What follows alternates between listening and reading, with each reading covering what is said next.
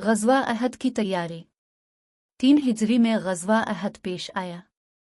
पहाड़ अहद Medina Munawwara से 2 मील के फासले पर है।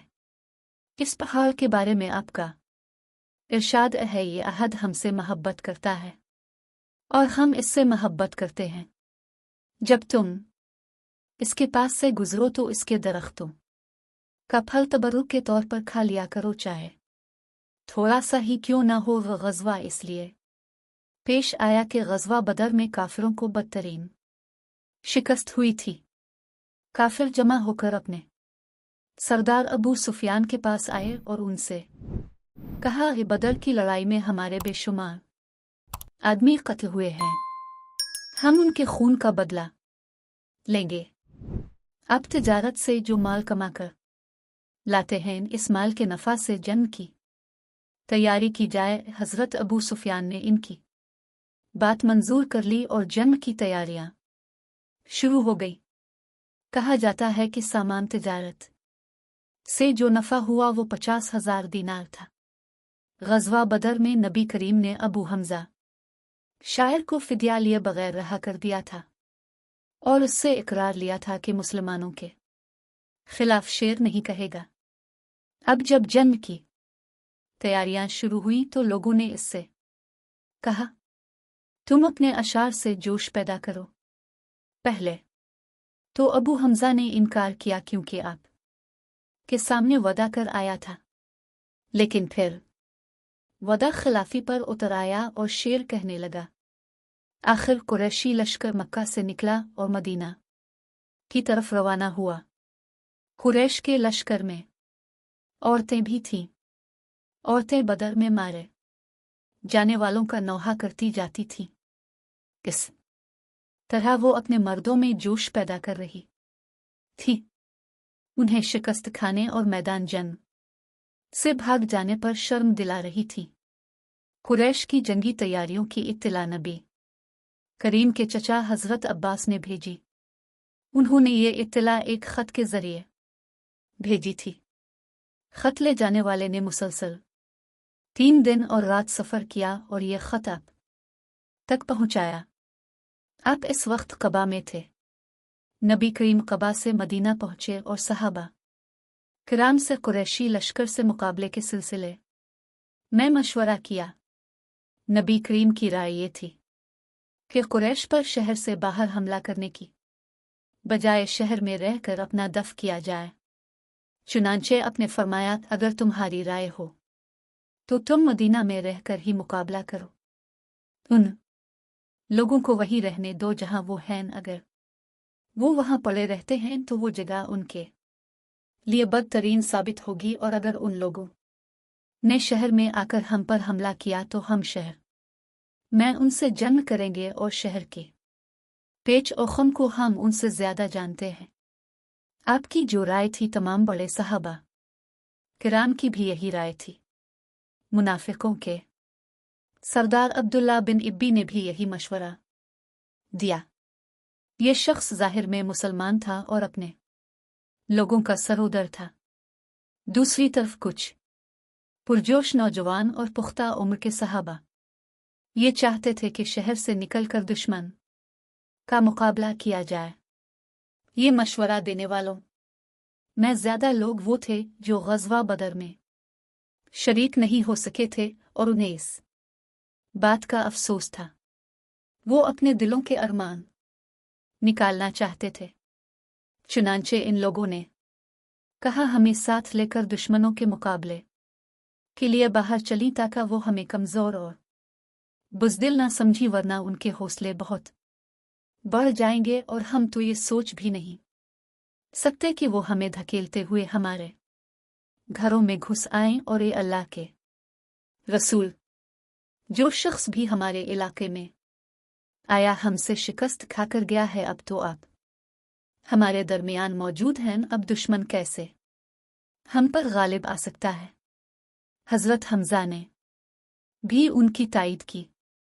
आखिर अपने उनकी बात मान ली। फिर अपने जुमा की नमाज पढ़ाई और लोगों के सामने वाज फरमाया। उन्हें हुक्म दिया, मुसलमानों, पूरी तनदही और हिम्मत के साथ जंग करना। अगर तुम लोगों ने सब्र से काम लिया तो अल्लाह ताला तुम्हें फतह और कामरानी अता फरमाएंगे। अब दुश्मन के सामने जाकर लड़ने की तैयारी करो। लोग ये हुक्म सुनकर खुश हो गए। इसके बाद अब ने सब के साथ असर की नमाज पढ़ी। उस वक्त इर्द गिर्द से भी लोग आ गए थे। फिर अपने हज़रत अबू बकर सिद्दीक और हज़रत उमर के साथ घर में तशरीफ़ ले गए। इन दोनों ने आपके सर पर इमामा शरीफ बांधा और जंगी लिबास पहनाया। लोग बाहर खड़े आपका इंतज़ार कर रहे थे और सफ़ें बांधे खड़े थे। इस वक्त हज़रत साद बिन माज और हज़रत असयद बिन हज़र ने मुसलमानों से कहा, रसूल अल्लाह की मर्जी शहर में रहकर लड़ने की थी, तुम लोगों ने उन्हें बाहर निकल कर लड़ने पर मजबूर किया। बेहतर होगा तुम अब भी इस मामले को उन पर छोड़ दो। नबी करीम जो भी हुक्म देंगे, उनकी जो भी राय होगी भलाई इसी में होगी, इसलिए नबी करीम की फरमाबरदार करो। बाहर ये बात हो रही थी कि इतने में नबी करीम बाहर तशरीफ ले आए। अपने जंगी लिबास पहन रखा था, दोहरी ज़रा पहन रखी थी। इन ज़रहों का नाम ज़ात अल-फुज़ूल और फिज़्ज़ा था। ये आपको बनी क़ीनक़ा से माल गनीमत में मिली थी। इनमें ज़ात अल-फुज़ूल वो ज़र्रा है कि जब नबी करीम का इंतकाल हुआ तो ये एक यहूदी के पास रहन रखी हुई थी। हज़रत अबू बकर सिद्दीक ने यहूदी की रकम अदा कर के उसे वापस लिया था। ज़रहें अपने लिबास के ऊपर पहन रखी थी। इस वक्त इन नौजवानों ने अर्ज़ किया, अल्लाह के रसूल, हमारा मकसद ये नहीं था कि आपकी राय की मुखालफत करें, आपको मजबूर करें, लिहाजा आप जो मुनासिब समझी वो करें। इस पर नबी करीम ने इरशाद फरमाया, अब मैं हथियार लगा चुका हूं और किसी नबी के लिए हथियार लगाने के बाद उनका उतार देना इस वक्त तक नहीं जायज़ जब तक अल्लाह ताला इसके और दुश्मनों के दरमियान फैसला ना फरमा दे। आप ने इस मौके पर 3 परचम बनवाए।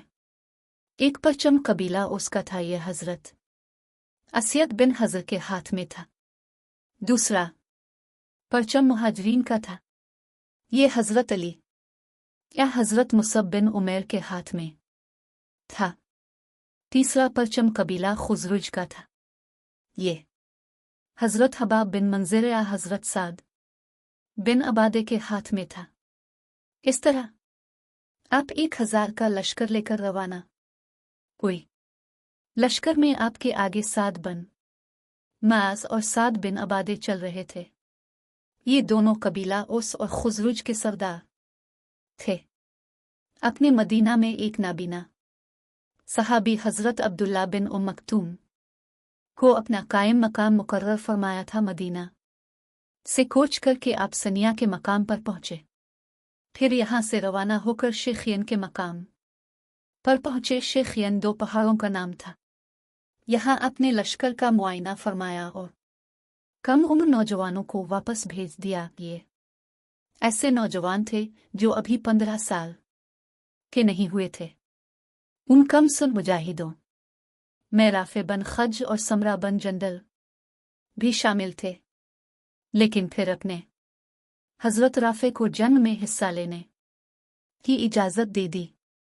ये देखकर हज़रत समरा बिन जिंदब ने कहा, अपने राफे को इजाज़त दे दी जबकि मुझे वापस जाने का हुक्म फरमाया, हालांकि मैं राफे से ज़्यादा ताकतवर हूँ। इस पर अपने फरमाया, अच्छा तो फिर तुम दोनों में कुश्ती हो जाए। दोनों में कुश्ती का मुकाबला हुआ। समरा बिन जिंदब ने राफे बन खज को पछाड़ दिया। इस तरह उन्हें भी जंग में हिस्सा लेने की इजाज़त मिल गई। जब आप फौज के मुआयने से फारिग हुए तो सूरज गुरूब हो गया। हज़रत ज़ुबैर ने अज़ुन दी, अपने नमाज पढ़ाई। फिर इशा की नमाज अदा की गई। नमाज अदा करने के बाद अब आराम फरमाने के लिए लेट गए। रात के वक्त पहरा देने کے لیے اپنے 50 مجاہدوں کو مقرر کیا۔ یہ تمام افراد رات بھر اسلامی لشکر کا پہرا دیتے رہے۔ رات کے آخری حصے میں اپنے شیخین سے کوچ فرمایا اور صبح کی نماز کے وقت احد پہاڑ کے قریب پہنچ گئے۔